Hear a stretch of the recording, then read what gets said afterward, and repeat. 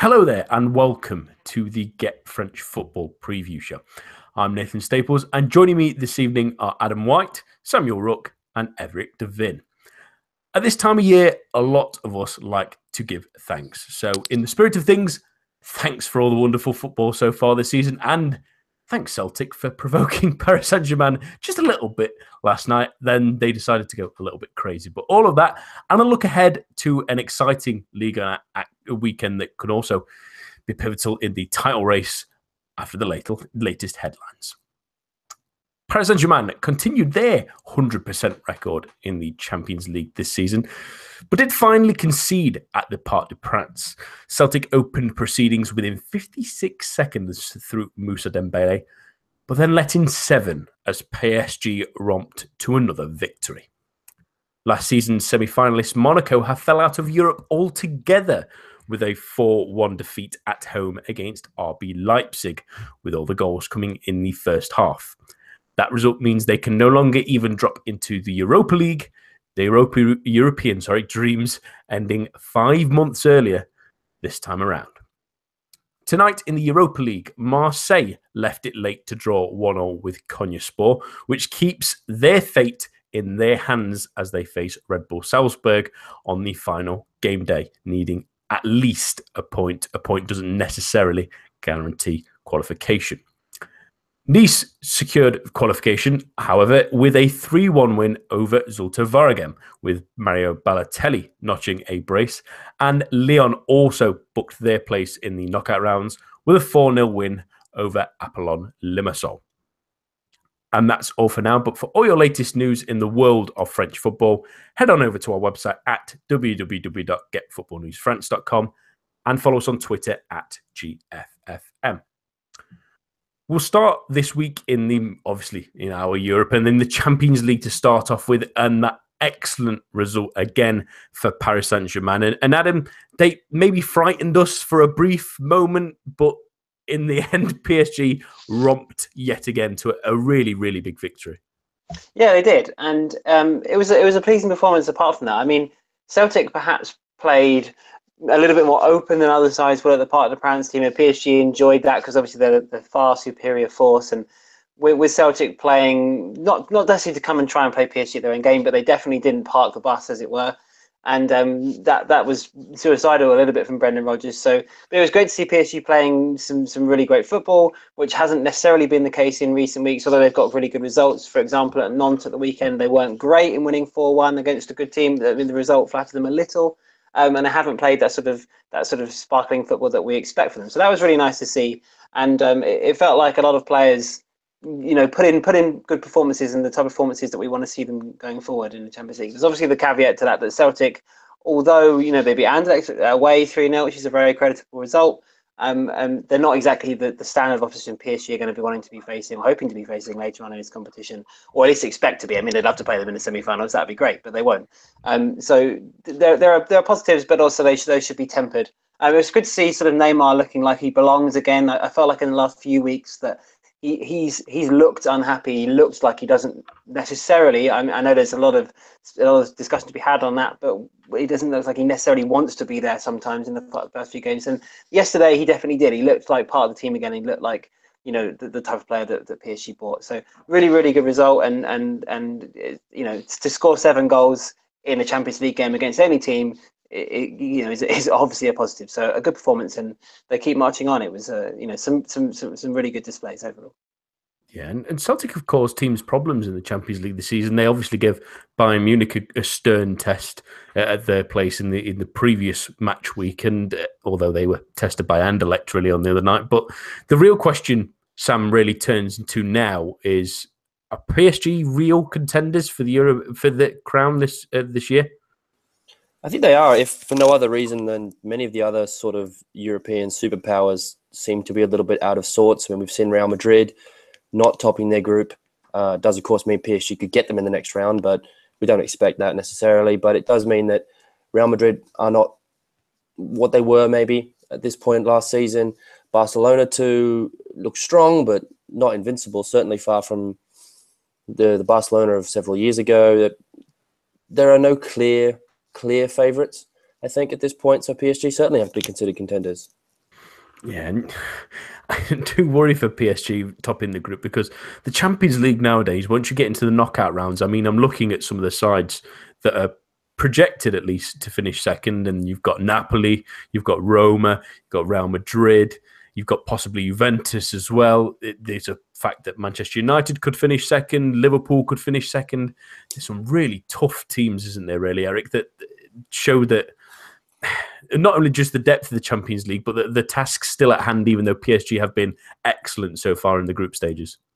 Right. I think that we've definitely worried about Real Madrid this season, particularly the former Cristiano Ronaldo. Anybody based that follows Spanish football has known there's been quite a bit of hand-wringing over his form, in particular, and the teams in general.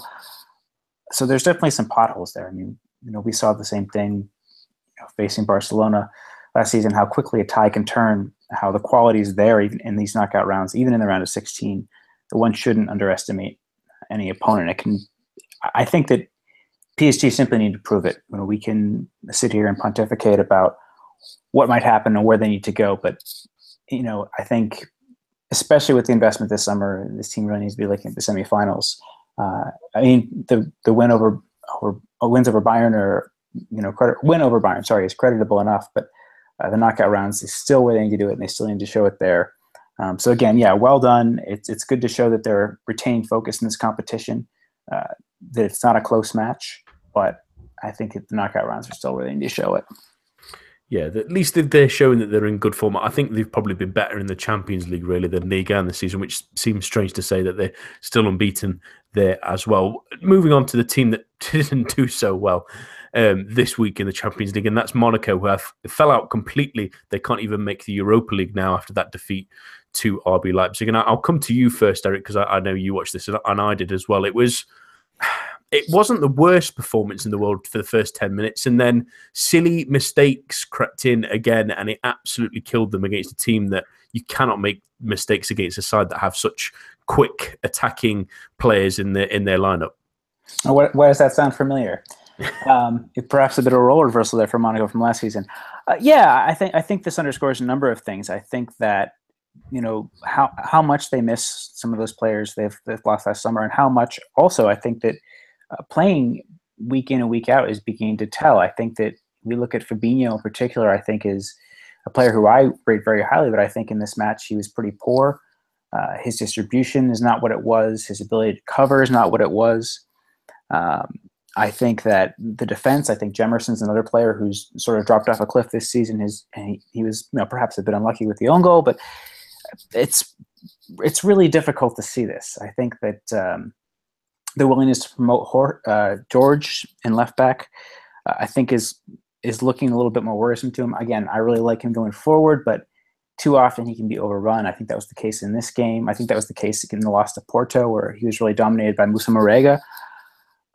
I think that there's a lot to be said for this Monaco team, but I think that this really harkens back to the team of 15-16, where after that run in the Champions League in 2014-15, they had lost Martial, they had lost Ferrer Carrasco. They were a little bit out of sorts at that point. They were bloodying some young players, and they were yet to really coalesce in a way that made them that formidable side we saw last season. So I think we're seeing a little bit of that. Again, Lamar is a huge miss. We can't underestimate that. His creativity, his I think underrated ability to track back and offer a little bit more protection on that left side there. So it's disappointing to see, but I think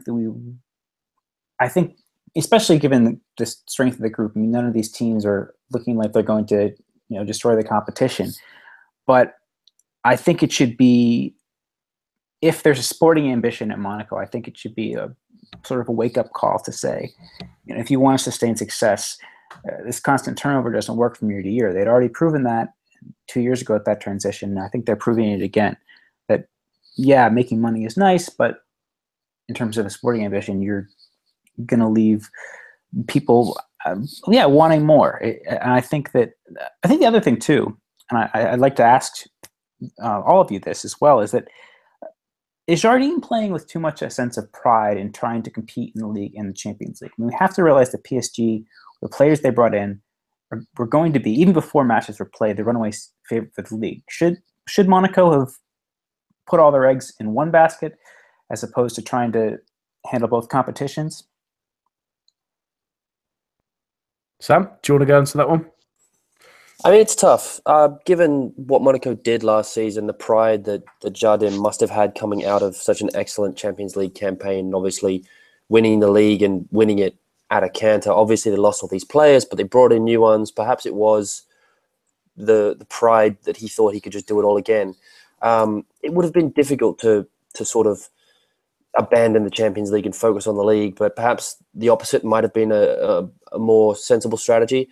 After all, the Champions League's only 6 games in the group stage, and the league title, well, as you say, it was always going to be very difficult to keep pace with PSG, and perhaps they have wasted some moments to maybe rest a guy like Falcao, keep him fit and firing. I mean, he wasn't at his best against Leipzig, and how good he's been in the league. Perhaps if some of those performances had been in Europe, they'd be in a different position. Yeah, and I feel that Jardim's not quite worked out what new formation his team needs to play yet either. I think that it's quite clear to him that the 4-4-2 isn't going to work, whether that's because of midfield. They can't really get a proper replacement for Timu Bakayoko. I also think that Bernardo Silva's creativity is so difficult to replace, and with Ronnie Lopez out there, he's maybe looking to get in behind too often and not create in front of players. That's sort of holding them back from being able to play the exact same formation. And he's not really worked out how he wants to adapt that with Falcao, with Keita Balde as well in the side, trying to move the pieces around. He's not quite worked that out. But there was one player that did make quite a few mistakes this week, and it's a little bit unfortunate for him, but it did seem almost like a regression, Adam, of the Jemison that we thought of 2 years ago, maybe not the one we saw last year. And I know you're probably smiling at the thought of it a little bit, but he had a pretty poor afternoon, didn't he? Yeah, I mean, I agree with Eric that he has kind of fallen off a cliff this season, and I've sort of becoming to change my mind a little bit on Jemison. I think that yes, he was very good last season in their fantastic season, obviously winning the title, but it feels like he may have been. He's obviously a talented player. I wouldn't want to do him down and do him a disservice, because obviously a talented player, but this is a very, very high level that Monaco see themselves playing at, and it kind of felt like Jemison perhaps was at the right place at the right time to take that centre-back role alongside Kamil Glick at the end of the season before last now, when there was a quite big overhaul in Monaco's defence. They obviously signed, there was a lot of turnover in the area, and he kind of slotted in very nicely alongside Glick. And although those two defended pretty well over the course of the year, Glick obviously was brilliant. He kind of perhaps nurtured Jemison through games, and there were sort of certain periods in the season when they weren't really under that much pressure because they were so good going forward that it was the classic case of attack being the best form of defence, and the defence were very rarely put under pressure and very rarely tested because Monaco sort of flooded forward and they were so in control. And with Bakayoko, Fabinho, and Mbappe, obviously they had so much ability in forward areas, and so much of the ball was in their the final third of their attacking final third. And it's not like Jemison and Glick were ever really overrun, despite the fact that Sidibe and Ben Mendy would fly on. There weren't sort of at odds with sort of like an influx of forwards. They didn't have to do too much defending, and that helped Jemison and perhaps maybe inflated his position in the team a little bit. And this season, without those, you're seeing that mistakes are more easily made when he's put under pressure, and if you isolate him, he can make mistakes there too. Now that they don't have that attacking prowess that keeps the defence sort of covered, if you like, his shortcomings are becoming a bit more obvious. I think it would be maybe a bit harsh of me to write him off, and it sounds like I am a little bit, and I'm not at all. He's obviously still a relatively young guy, 25, and he's still got a lot of his career ahead of him, and he's still got a long way to go and will recover. But in this version of Monaco, perhaps he isn't the centre-back partner that Kamil Glick needs to keep Monaco secure at the back. And perhaps it's somewhere they may look to bring in a younger player, or they may look to sign another defender and either compete or even be above Jemison in the pecking order. So I think it's an interesting one, though, right? Sorry. No, go carry on, Eric. Go for it. I think they made a mistake selling Diallo in the summer. I thought he really looked sharp. Yeah. Go ahead, Adam. No, I was saying it's an interesting point. I think that's maybe perhaps even if he'd stayed, we would see him making more. I was right. I mean, maybe make a few more appearances. Because Jemison's been pretty much ever present this season. In fact, he's played 90 minutes in every single game apart from one suspension. So maybe that's that kind of rid them of that strength and depth they might have had, or the opportunity to bring in a young player, which obviously Monaco do really well. So I agree with Eric, that might have been an option. Maybe there are other options too further down the ranks in the future, and maybe they'll look to bring in a younger player there too to compete with him. But it's an area they need to strengthen for sure. Yeah, I think that's maybe where they look to go in January, or certainly next summer, is a few extra defenders. Because if I'm just thinking now that if either Glick or Jemison do get injured, it's Raji playing centre back. Really, probably that's not enough cover. And I think you made a good point there, Adam, about Kamil Glick maybe coaching him through games. It reminds me a little bit of probably a better name to English audiences. There's a bit of David Luiz in Jemison, in that his positional sense can sometimes get ahead of him. I think without Bakayoko there, he's sometimes thinking that, there should be a player stopping this player from going into this hole, so I should do that job, not thinking that he needs to hold his defensive line because it leaves Glick isolated or his fullback isolated. It's a number of things that maybe are holding him back at the moment, but he's turned it around before. I always reserve too much of a judgment on a player, but let's go on to tonight's action in the Europa League, and we'll start with Marseille, who are still in second. They're 7 points in the group. They can't finish first anymore. Obviously, Salzburg have qualified, and that's probably handy that they get them in the final match day as well. But Sam, this was an interesting one, really. It's maybe a harsh penalty for Jordan Omarvi to get sent off, but he's given the referee decision to make, and then an own.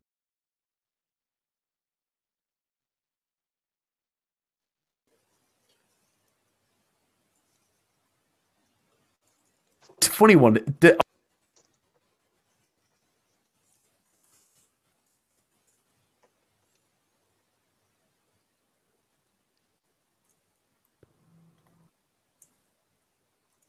I think I've lost you there, but certainly this was a strange game for Marseille. They gave one of their better performances in Europe this season, because a lot of those previous ones had been really very poor. But they seemed like they were more or less in control of the game, and then to lose a goal and to lose a man in such a silly way. But then they showed what they've showed again and again this season, that there is a spirit around this team. They don't give up, and they're lucky to get an equaliser, but they were perhaps unlucky to fall behind. So it was an odd game. It was an odd game, but they've kept themselves alive, and that's all you can really ask for. The round of 32 beckons, and I don't think we expect Marseille to win this competition, but certainly they've shown again and again that they can at least hang about, and who knows how far they can go.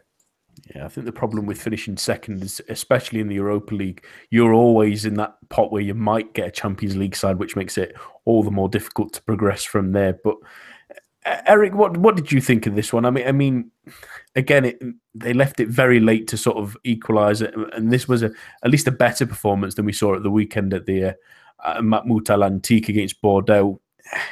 Does it still feel like there's just a little piece missing from this Marseille team? Yeah, I mean, I think that piece is Mbappé Gomis, as much as I hate to say it. I think that we haven't seen Marseille develop a consistent solution at striker. Germain, Muhammad Ali, friend of the show, had mentioned on Twitter about how erratic Germain's been this season in terms of his goals to minutes ratio. Mitroglou doesn't look like the answer. He's always been better played than a 2. I think, and Clinton Energi's had his moments as well, but does he really work on his own up front? I think that Marseille brought in, and if you include the permanent signing of Angie, 3 strikers this season, all of whom have had success to some level in the past. But I don't think there was a level of cohesion there, and that's what we're seeing. I mean, the amount of goals Thauvin scored last season was fantastic, but you really can't expect a winger to be contributing that much in terms of goals in a season. I have a lot of time for Thauvin, especially in the last year or so as he's improved, but Marseille simply don't have the cutting edge in the finishing that they need to really succeed. And it's really a shame, because taking off on your point there, Sam, I think that under Garcia, we've seen on more than a handful of occasions, after going behind to Nice, the draw against PSG in this match, this team really fights and really works hard, and there's really a good cohesiveness to them. I think the defense has been better than people would have thought. I think Amavi is still progressing from that injury. I think we've seen, particularly with Fekir this season, just how long it really does take. It's really 2 years to come back from doing a knee like that, and I think that we're still seeing Amavi getting back to his best and being the player that Villa bought that we saw at Nice. So there's still more to come from this Marseille side. But if they don't have someone who can get in the goals, getting into the Champions League positions and getting to the level where they should be at in this competition, it just isn't going to happen. Maybe they can rectify that in January and move up the table and move on in Europe. But until they do, I still am going to have doubts about this side.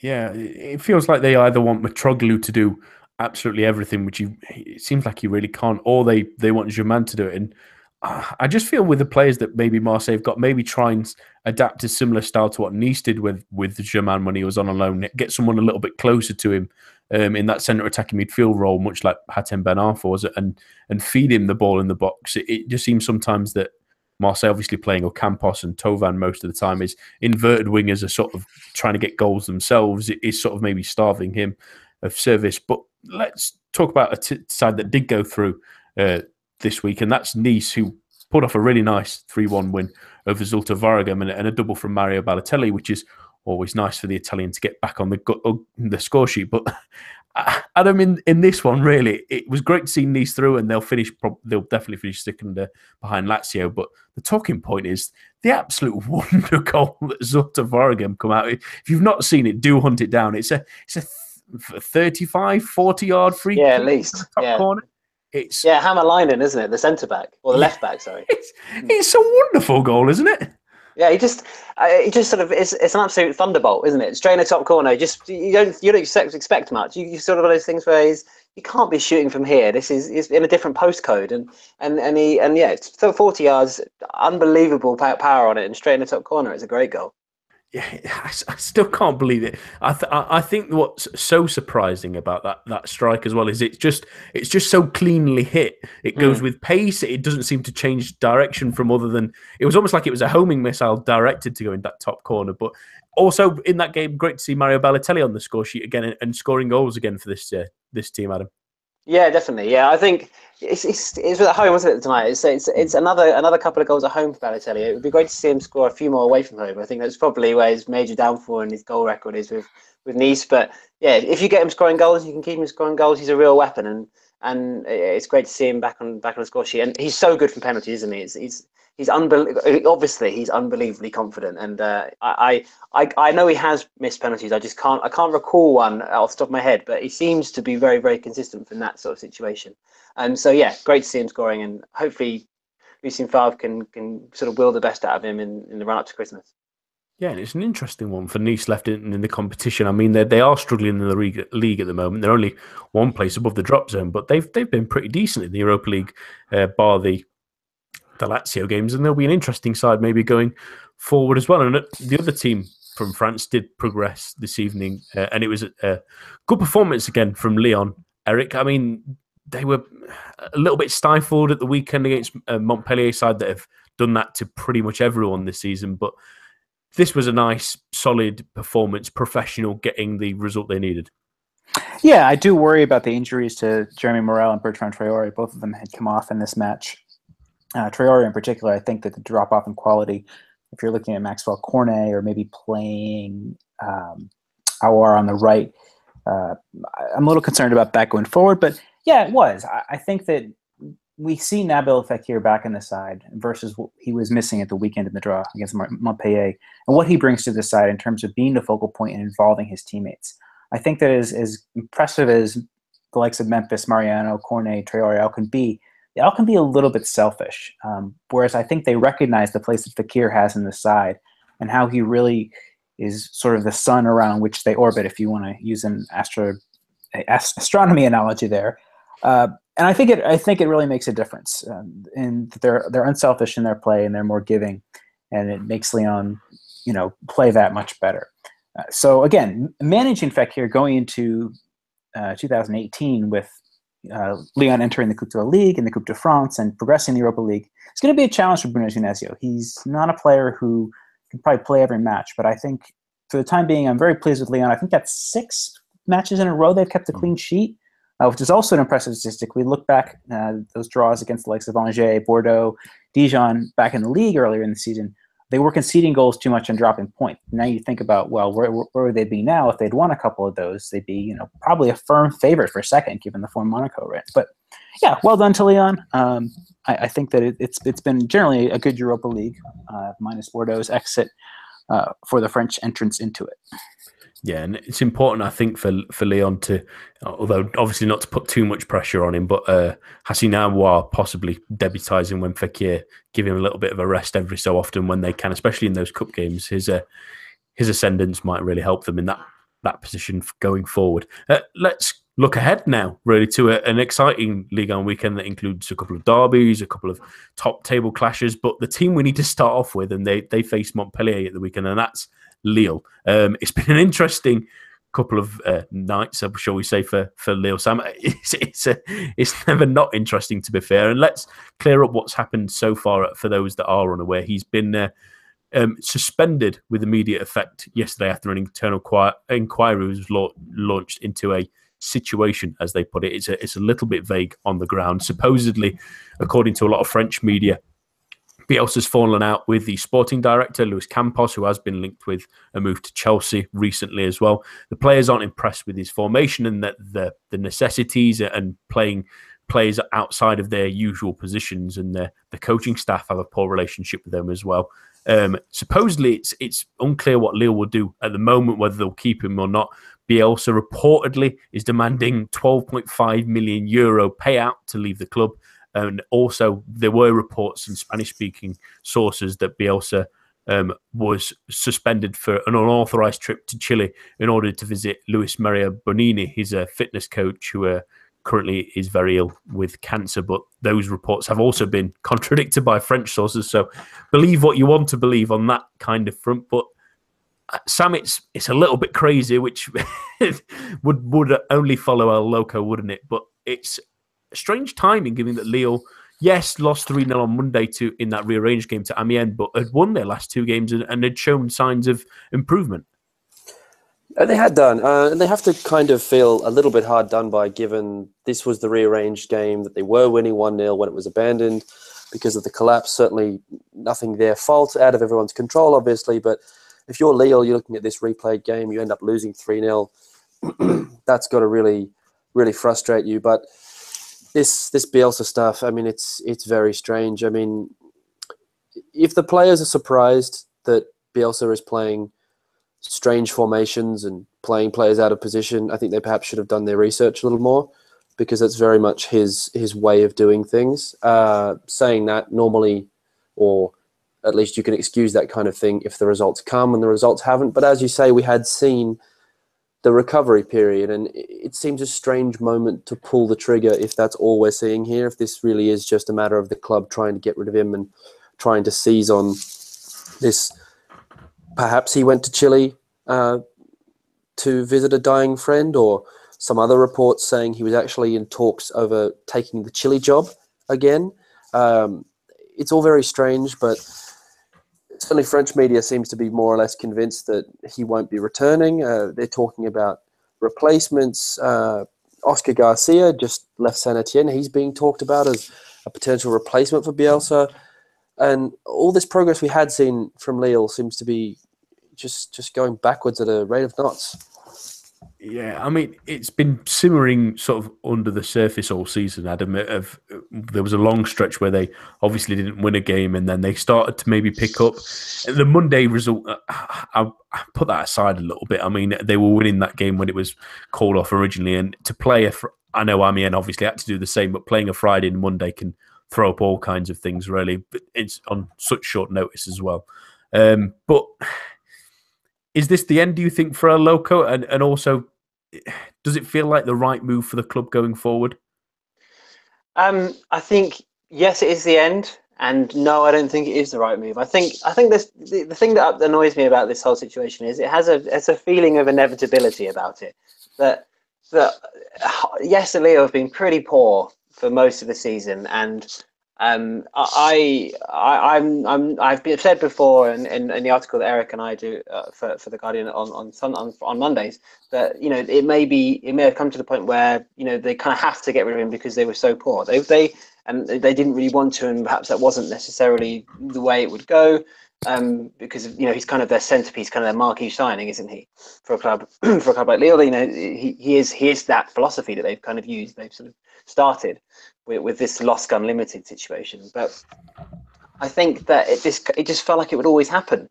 It just seems like this is the way Bielsa's career and any job he has to go, in that the form fluctuates, or in this case is really poor, and then something bizarre happens in which involves a falling out with someone, or an odd situation that involves him getting upset and getting upset with a member of the board, and him sort of being edged towards the exit door. It has a feeling of inevitability about it, and I have a feeling that this is. I don't know necessarily the situation of Luis Campos and whether that has anything to do with it, whether this is sort of something of his making, or something that he wants to happen to see Bielsa go. I'm not 100% sure on that, but it kind of has a feeling that this was always going to happen, and that both Campos and Marquinhos perhaps realised more than Gerard Lopez perhaps would, that the Lille project with Bielsa at the head might not work out the way they all hoped it would. But then, having said that, the wins over Saint Etienne and the previous game, which I can't remember off the top of my head, Metz, they played really well in both those games, and particularly against Saint Etienne last weekend. They were, there was sort of all action again, and it was intensity was up, and they scored 6 goals over the course of those 2 games. Obviously, Metz are terrible, so that's not necessarily a point in their favour, but they were good.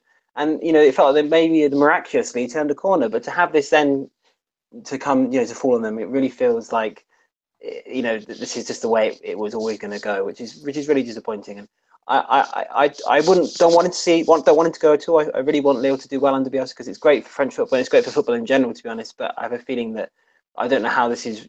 As you said, it's very vague, but I don't know how they repair this. And I think we may have seen the last of Marcelo Bielsa at Lille. And the question turns, Eric, and I'm maybe going to catch a bit of flack for this question. So all football hipsters pop your caps down and be a little bit frightened about this next moment. I mean, since we really came into Marcelo Bielsa when he was an Argentina manager, I mean, he had a very, very short spell at Espanyol, but at Argentina he didn't really do much other than win an Olympic gold tournament and fall out of a pretty difficult group, in all honesty, in 2002 in the World Cup. With Chile, he played a great brand of football and progressed a little bit, but at Bilbao, there was one great year where he got to Europa League final and a Copa del Rey final, but the season after he left, they finished in the Champions League places, their best season of yet. Marseille had a great, 5 months under his stewardship, and it all went downhill from there. There was the brief flittering with Lazio, and it's never really worked out with Lille. Is he very much in the boat now of, say, Louis van Gaal, of being over the hill? That's a great question, Nathan. And I appreciate that it's challenging. I think that it's sort of a mixed bag. I think that he's got some interesting ideas. I appreciate the fact that he's willing to bring some of these younger players on board, the likes of an Araujo, the likes of Edgar Aye. Even though Aye was poor on Monday, I think that he has a good eye for spotting talent, but when it's a complete clear out like he's done at Lille, and I know some of those players, the likes of Mavuba, Julian Palmieri, probably Vincent Enyama too, as much as that. Sorry, Andrew Gibney, if you're listening. Some of those players had to go, but to make a complete clear out, to not bring in a recognized center forward, to not have a recognized center forward. I know Nicola Pepe's started to turn a corner a little bit in terms of his goal scoring, but I know they sold your favorite Nicolas Depreville, Nathan. Many tears were shed. But in all seriousness, there's not a cohesive plan here. He hasn't had a recognized left back. He's used Paulo Torre, who's been terrible every time I've watched Lille. Maybe he was better in a match or two that I've missed, but he seems like he's making tons of errors. And I think that Bielsa's faith in young players and faith in his ability to improve players sometimes, frankly, outweighs reality. I think that's always the case. I think he does have a good eye for talent, but the fact of the matter is, for a project like Lille, if you're getting things wrong and you're with a team that's expecting to win now, without maybe even really a defined favorite for second at this point in the league, if we look at how Monaco have fallen off a little bit this season, that's got to be immensely frustrating to have spent that amount of money and to not be getting anywhere close to the results you want because of, call it pig-headedness, because I think that's what it is on Bielsa's part. make these decisions time in and time out, and you see him shuffling players in and out at will, playing them in different positions. And I think I have to come down on the side of yes, Nathan. I think that Bielsa, in the modern game where you can't watch a bunch of VHSs and appreciate the way a player's talent can convert into their league, Bielsa frankly does look like a dinosaur, that he can't take a holistic approach to squad building being given that much money this summer. And we look at, some of the money that Lyon have spent, for example. I think by and large, their buys have worked out superbly well. They spent a comparable amount of money to Lille. I think that just speaks for itself as to how Bielsa is getting it wrong on a lot of levels. Yeah, absolutely. And I mean, you mentioned Ballo-Touré playing at left back. I think every game I've seen Lille play, they've played Thiago Maia there, which is the exciting young Brazilian that we all wanted to see playing wonderful attacking football, stuck at left back and giving away penalties or getting sent off. That's the only way he's really worked. And it's that inability to adapt now. He wants to play that 3-3-3-1. That's his formation. If you don't fit in that formation, then I will try and force you into that formation. Is not the way to go anymore, unfortunately. You can adapt that formation in so many different ways to get better out of the players he's got, but he just doesn't seem to want to or feel the need to, and that's the problem.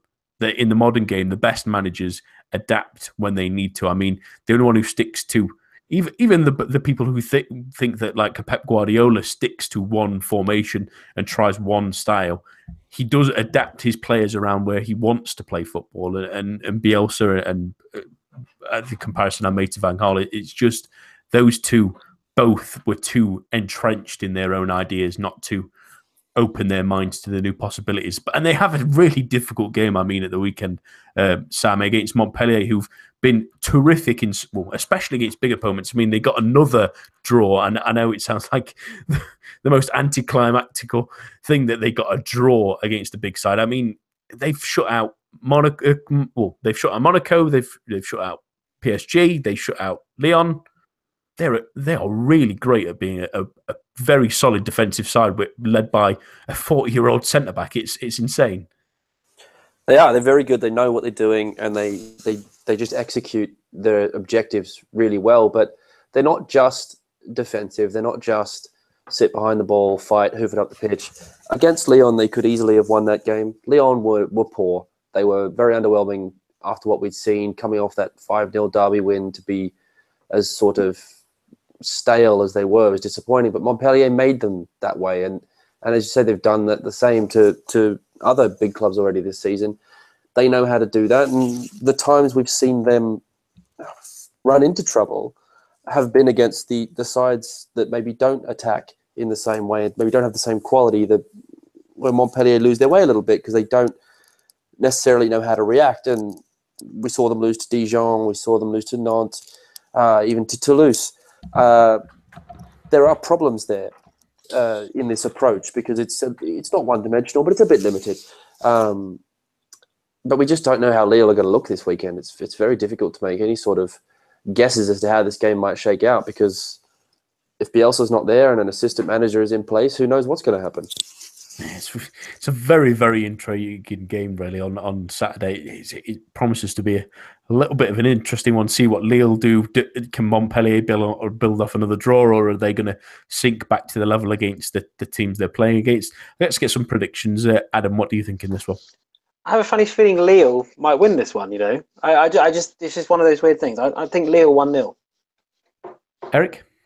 1-0 win for Montpellier. I think that this defense, again, we can be cagey about their first play against Lyon, but they were missing Daniel Congre and Elias Skiri, two of their important players. I think that it's another clean sheet for Michel de Zakarian, who's really working wonders after underachieving with Reims last season. Sam? I think Montpellier, again, I think that's probably the sensible way to do it. Lille, you might get one of those sort of weird football things where a new manager comes in and a team just kicks up another gear, but Lille were poor, and Montpellier know how to make a poor side, contain them, and do enough to win. So I'll say 1-0 as well. I'm going to go for a 0-0 draw. I think that this game has it absolutely written all over it. Montpellier are a great defensive side, but can't score goals. Lille are a little bit of a mess. They might do something interesting, but I think it might be a case of a lot of their games where they sort of flatter to deceive, and Montpellier keep them off, and they just miss all their chances as well. I think that's unfortunately, what might be quite an exciting or interesting 0-0 at least. That might sell it a little bit better. On to another interesting game in the multiplex, and we'll leave the derby between Rennes and Nantes. It will be interesting, but we've talked about them fairly enough this season. And one side I really wanted to talk about is Dijon. Adam, I mean, the last couple of weeks they've recorded back-to-back wins for the first time this season. Junior Tavares scoring a double and scoring goals again. This side, slowly but surely, after a mixed bag of a start. They didn't win for 6 games, but they're starting to find a little bit of a rhythm, aren't they? Yeah, they are, and I think that they're doing. Oliver Delaney's done really well, having sold Luis Diony, who hasn't scored yet for Saint-Etienne in 15 maybe games now, which is really quite incredible. But I caught up with the game with Troyes, I think it was even yesterday actually, that they won 3-1 at the weekend. And at home, they always look like they can cause teams trouble. And I think that was a big weapon of theirs last year. And it seems to be something that is developing again this season.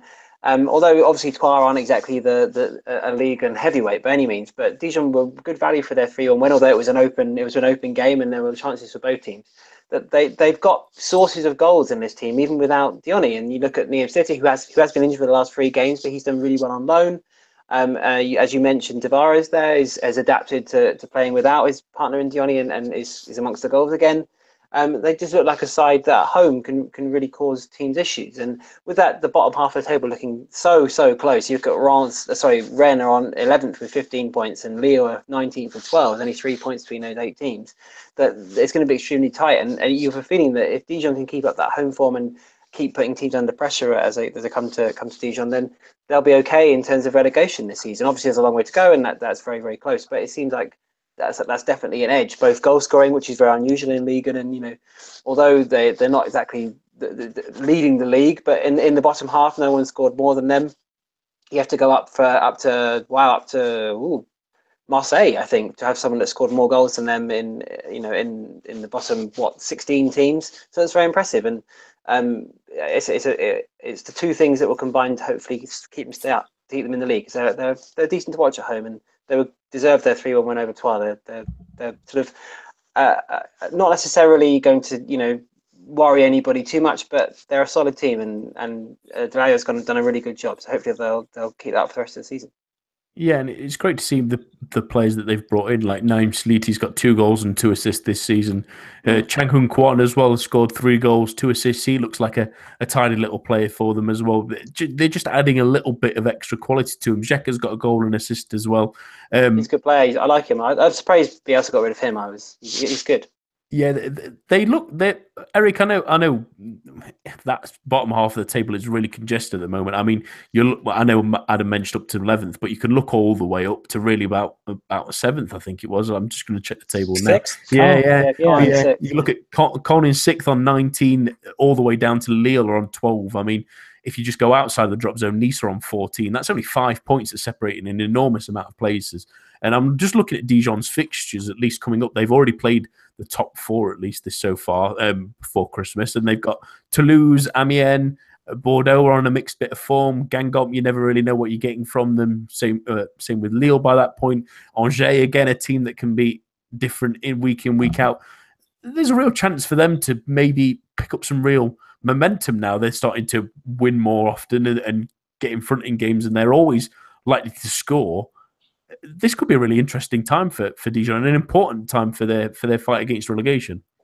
Yeah, I think you have to look also at Delhi has always played attractive, positive football. I think we saw that last year with Lise Malou, with Diony being integral parts of that side. But I think that we're continuing to see him approach this with the positivity. I love the signing of Sliti.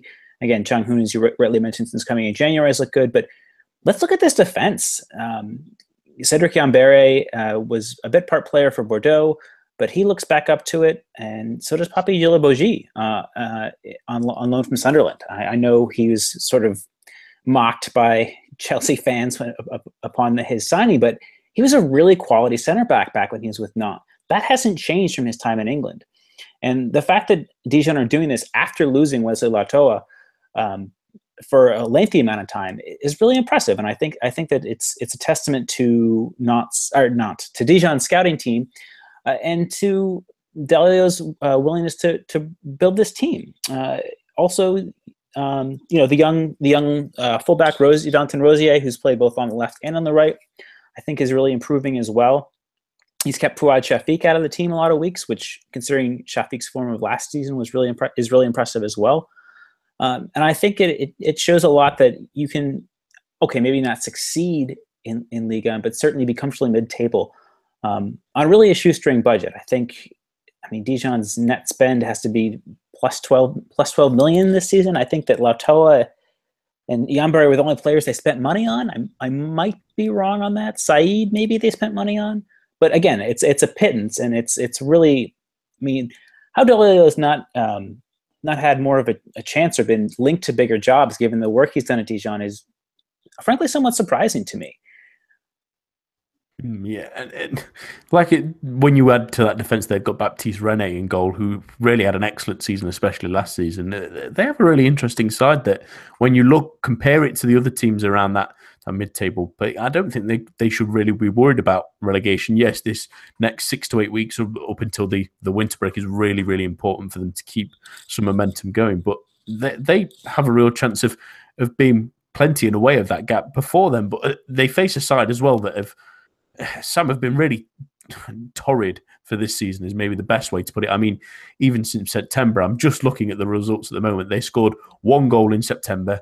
They scored 2 goals in Ligue 1 in October. Okay, they scored 4 against Clermont in the Cup, but I'm not giving them that. They scored 1 goal in November so far as well. So that's 4 goals in the 1, 2, 3, 4, 5, 6, 8 games. That just tells you where the problem is, doesn't it? Absolutely, and I mean, this is something we talked about at the start of the season. We worried about where the goals were going to come from in this team. I mean, they did sign some attackers. They signed Corentin Jean. They signed the legendary Arsenal centre-forward Yaya Sanogo. But that hasn't really worked out. And the game last week against Metz was perfectly encapsulated their problems. The opposition goes down to 10 men after 20 minutes, an opposition who aren't a great side with 11 men. You're at home. You have 70 minutes to break them down, and they just couldn't do it. Dupraz threw on more and more attackers. He took risks to try and win the game, and they just couldn't do anything. And this has consistently been Toulouse's problem all season. They should have beat Bordeaux, but they didn't, because they just couldn't take their chances and end up losing the game. The only time when they've really played with some sort of abandon was that bizarre PSG game, where they ended up getting carted. It's very frustrating to watch Toulouse, because they are a team with more quality than most. When you look through that side, there's lots of good players. There's quality young players. They've got Lafont, the goalkeeper, Diop. There's Mbula, who's wasn't great last week, but has shown his quality again. Jean will be a good player. There's plenty of quality, but just not enough. No cutting edge. They can't score goals, and it was a problem last season, and it's a problem again this season. And as we said, they are 10th, but they're only 3 points away from 18th, and they're not in a relegation battle yet, but they're not that far away either.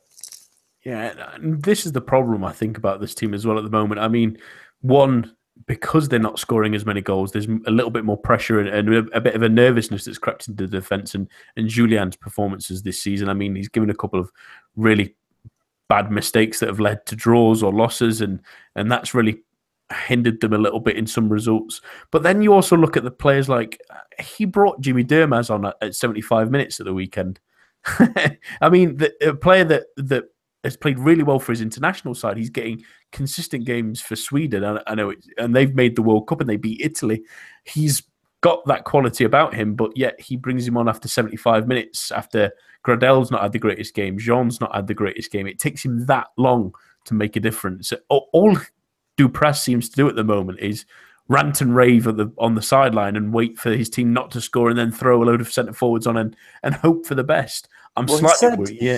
Dupraz said after the game that his players lacked courage, but you could argue that it's really the manager that lacked courage. I mean, you're playing Metz at home. You probably don't need to start with that defensive aside. And once they go down, go at them, because Metz are not a good side. They're a side there to be beaten. And when they're 10 men, you really have to at least be threatening to score a goal. I think the biggest statement as well, point made there, Sam, that they played three midfielders. They played Somalia and Bula and Blin. Two of those are defensive midfielders. What was the point? I mean, the fact that Metz went down to 10 men after 23 minutes and they couldn't score. And Metz didn't even make a sub until the final minute of the game, and it was one sub. They made one substitution. They didn't even bring on an extra defender when their defender was sent off.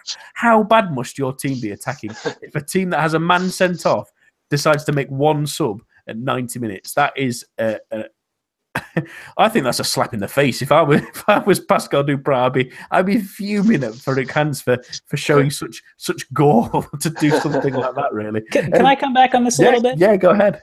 Yeah, so Dion was playing as a defensive midfielder. He wasn't playing as a defender, to be fair.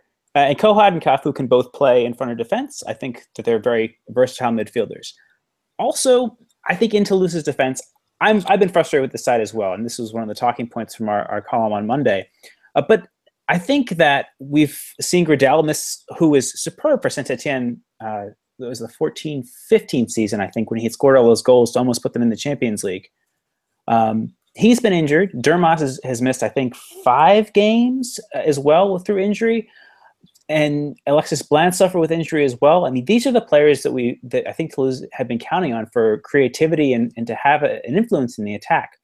And I think that Duprat's been a little bit unlucky with injuries, so I think we shouldn't perhaps go too hard on him quite yet. If they're still showing this form come the turn of the year, then I think we really have to ask questions. But I think for the moment, I think it's difficult to be quite so harsh on him. There have been certainly some mitigating factors in the last 2 months or so, given the injuries they've suffered.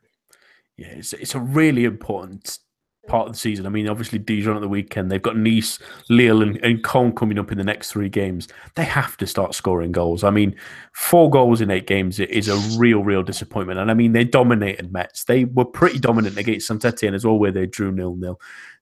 They probably should have won against Guingamp as well, but it's these little moments where they're losing games because they're not scoring enough. It's really going to punish them, and that leads perfectly on to predictions, really. And it's an interesting game. One side that can't score goals, one side that can't stop scoring goals for one reason or the other. What do you think in this one, Sam?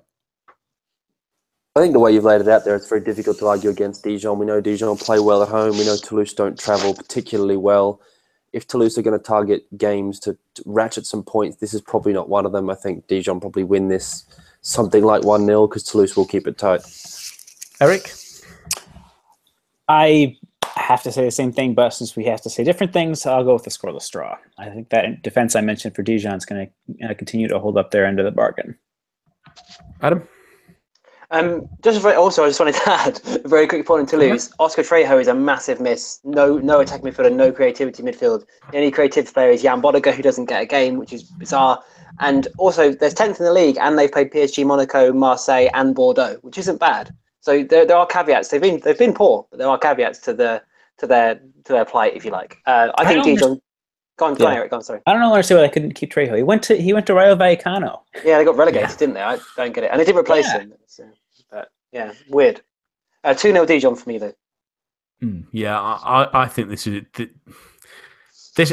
I think Dijon like these high-scoring, high-rolling games, but I don't think Toulouse will be up for it. I think it might just be only a 1-0 win. I think Toulouse have still got a solid defence. I would wish in sort of games like this, because they are struggling to score goals, why don't they rely on their defence a little bit more, hold out and try and play on the counter maybe a little bit more with a couple more players trying to attack with freedom, maybe try something a little bit different. It's not really worked for them at the moment. But move on to another interesting game really on Sunday afternoon, and that's Nice versus Lyon. Third versus, well, strangely enough, at least for some observers, of 17th for Nice at the moment. It's been an awkward start of the season, to say the least, really, Sam, for Lucien Favre's men, and they got another sort of awkward result at the weekend where they were pretty in all honesty, Con were maybe the better side for, especially in the second half, but they managed to nick a draw, which seems strange, and it keeps them in this weird mix near the bottom of the table. Are they still not really finding themselves after what was a really, really bad October? Yeah, I mean, this appears to be the sort of second recovery phase. They started the season disastrously. They came back together again. Then the unpleasantness against Marseille, the strangest game just about you'll ever see, set them off on a terrible run. But now they are 3 games without defeat. The Caen game wasn't a great one, but tonight against Zulta, they've done the job in Europe. That's good. Seri playing again, Balotelli scoring again. Things perhaps are coming together again, but we're still waiting. We're still waiting for so much from this Nice team because we saw so much last season, and we still have hopes to see some of that again. And they're flittering. I mean, August was abysmal. They won 1 game in that entire month. Then they won almost every game in September, then lost every game in October. They're very streaky at the moment. I mean, and in all honesty, they should probably thank Remy Vercoutre for the draw at Caen, because if he'd have not moved out of the way of Pierre Melou's shot, they would have lost that game with Ronnie Rodeland's superb strike in the last couple of minutes. But they're coming against the Lyon side, Eric, that they were really stifled and they weren't really on their top of their game against Montpellier anyway last week. But they are a side that can, with those attacking players, really, really punish sides that, like Nice have this season, sort of, if they're lackadaisical in defence, if they don't play at their top level, Lyon have the players to really hurt them. Yeah, I think so. I think that we've seen Nice look, decent. I think the return of Seri, I think, is gonna bolster them. I think that that lengthy absence for him, that was both of the Lazio matches, for example. I know he was frustrating in the tie against Napoli, but I think he's generally been a real spark plug for Nice this season. That said, whether or not he'll play in this match after coming off of injury, I think there remains some doubts around this match. I think that this looks like Lyon will be in pretty good stead here. They'll want to continue that form, especially knowing that Monaco were probably not going to get a result against PSG later in the evening. Yeah, and that perfectly leads me on to my question for you, Adam. I mean, it's an interesting one that obviously the top 2 are facing each other, so it's a chance maybe for Lyon to really sneak up on Monaco and join them on points should the Principality side lose. It's an intriguing game and a chance for them to maybe show that the form they've had in the recent weeks is paying off. Yeah, I think that second place is very much up for grabs. And we talked earlier in the pod about whether Monaco should have put all their eggs in, and Eric mentioned whether they should have put all their eggs in one basket and gone for the Champions League or Ligue. And it seems like on the face of it, I was sort of thinking at the time when we were talking about that, perhaps it might have made sense to put to go for the Champions League and see if they could make headway in that competition. But perhaps one of the reasons they haven't in recent games is because they're worried about Lyon, and that second place is still an automatic Champions League qualifying spot, and that third place, I think, it's obviously a qualifying spot, but they have to play at least 2 rounds with all the rejigging of places. So, they're going to want to keep Lyon at bay, and that Lyon side is really gelling really well in the last sort of month or two. And you look at how good they could be, and the fact they could develop as this season goes on. And Monaco could be under real pressure from Lyon as when we hit the new year and move into spring, and they might not finish second. So perhaps that's one of the reasons why they have focused on playing their sort of first choice 11 or the best 11 possible for the most part in both competitions, because Lyon are catching them. And it would be nice to see. It would be nice to see those 2 teams fighting out for their second place behind PSG. But yeah, you're absolutely right. It's a definite chance for Lyon to catch Monaco and surpass them and take that second place, and it would be an interesting storyline as the season unfolds. Yeah, and it still feels a little bit weird thinking that counting Nice out of it. I think at the moment, without the streaker they are, it's maybe at your peril, but you never really know what side's going to turn up. Is it going to be that side that seems to thump everyone bar Lazio in the Europa League, or is it this team that is really maligned in the strangeness of their season so far? Eric, what's your prediction this one? 3-1 to Lyon. Sam? I'm going to go 3-0 Lyon. Adam? 3-2 Lyon.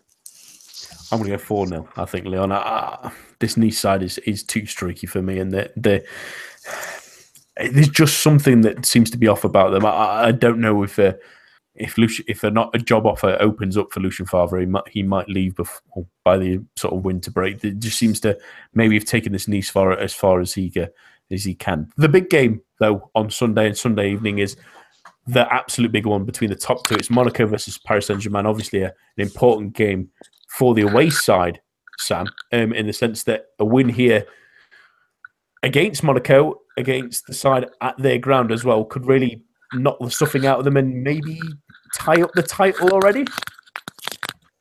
It's probably a little bit early to roll out the bunting for the title celebration, but you do make a good point. If they can see off Monaco, they're the only team that was able to embarrass them last season, the only team that we thought this season could really push them, and as we say now, perhaps Lyon are the team to beat, and perhaps if PSG do vanquish Monaco, they open the door for Lyon to become the chasing force. But yeah, this is it's a big opportunity to really just put the foot on the throat and really just make a really big statement that PSG are not messing about at all. Yeah, Eric, you would pick this game out at the start of the season as being probably PSG's most important game away at the Stade Louis II against the current reigning champions. But obviously that sort of perspective has shifted a little given Monaco's recent form. But again, a win here is that kind of statement that's saying that PSG, we've mentioned at times this season, much like last week, where they were maybe a little bit lucky to really score 4 past Nantes. There was a couple of deflected goals, a couple of lucky sort of own goals and deflections. This is one of those games where if they do win and win comfortably, it's a real statement. Yeah, I think so, especially considering given the issues with depth they're going to be facing in midfield. I think that it's, with the absence of Thiago Motta, I think that it's important that PSG record a win here and get some space for themselves. I think we're right to not consider the title as being done. But that being said, where PSG could start to falter is being involved in 4 competitions, the League, both cups, and the Champions League into the new year.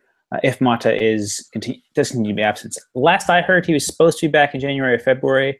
I don't know if any of you gents have heard differently, but it is a serious issue given that neither Rabiot nor Verratti is really a defensive midfielder. There was that guy they signed, what was his name? Krakowiak. Oh, right, whatever happened to him? Too bad that didn't work out, or they would have had some depth. But it is important that PSG get this win to really put themselves in a good station to be able to rotate when those more important cup matches come about in the new year. Yeah, it'll be interesting to see if they try and deploy that same kind of tactic they did with Angers, with Rabiot maybe being a bit more defensive, to see if that works. But it's a tough ask. I mean, we have bemoaned that Monaco's form has dipped this season, Adam, for numerous ways, but they're still a very dangerous side. I mean, they only a couple of weeks ago they scored 6, but they also drew against Amiens at the weekend. It wasn't the greatest of games. I mean, again, Amiens could have probably nicked that as a win as well. You're just not really sure what side that Jardim's going to play and what side's going to turn up as well. Yeah, I think you're absolutely right, but I think this sort of game does suit Monaco to some extent in that the thing about the thing with their sort of those players that were so effective going forward last season leaving is that one byproduct of that is that they are struggling to break teams down that sit in against them and teams that want to counter-attack against them and teams that sort of exploit the spaces that are available at fullback areas, which PSG will obviously do as well. But Monaco have played better in games where they've had space to run into themselves, and they haven't been playing against the parking of the bus, and they've had that the sort of scope to give their attacking players space to play their game. And they've beaten obviously they lost at Lyon, but they beat Bordeaux and they beat Marseille 6-0, and those sort of games that they've actually played better in and scored more goals in. So I think this game will suit them, because obviously PSG will obviously come at them and expect to win the game, and Monaco will exploit that, and this current version of Monaco that sort of suits them down to the ground. So it could be a relatively high scoring game and an exciting one, I hope, and one that Monaco, although their form has been very very indifferent at times, they won't be scared of, and they won't pay PSG too much respect. So I think it's a game that could play into their hands perhaps. Obviously, that's me perhaps maybe hoping a little bit for the title race to remain open a bit longer. But even so, I think there's something to be had for Monaco in this game, and it'll be interesting to see how Chardin plays it. Yes, especially given the big games they have already had this season against Marseille and against Lyon, where they did struggle for long periods of those games, and they nicked a draw at Marseille, and they 2 own goals and a little bit of a damp squib in the last 15 minutes again, really, against Lyon that sort of secured that victory. But let's get some predictions in this one. Sam? I hate to be the bearer of bad news, but I feel like PSG might really just put a spanking on Monaco. I'm gonna say 5-0 PSG. Adam? I'm gonna be hopeful and say 4-3 PSG. Eric? Goals. Have some goals. 3-1 PSG. I'll be a little more modest, but yeah, it's hard to see past the leaders winning. Yeah, I'm seeing a 4-2. I bet Monaco are really hoping that either Sidibe can be fit, but more likely, at least anyway, Traore be recovering from his illness, because I'm just imagining that Raji had a tough time against Gakpe last week, and I'm just imagining him trying to take on Neymar might give him nightmares for the rest of his probably not long career, at least anyway, now given his age, but that does put the frighteners on me at least anyway. That's all for this week. My thanks to Adam, Sam, Eric, and all of you listening at home. Join us for the main show on Monday, but for now, have a good weekend of football.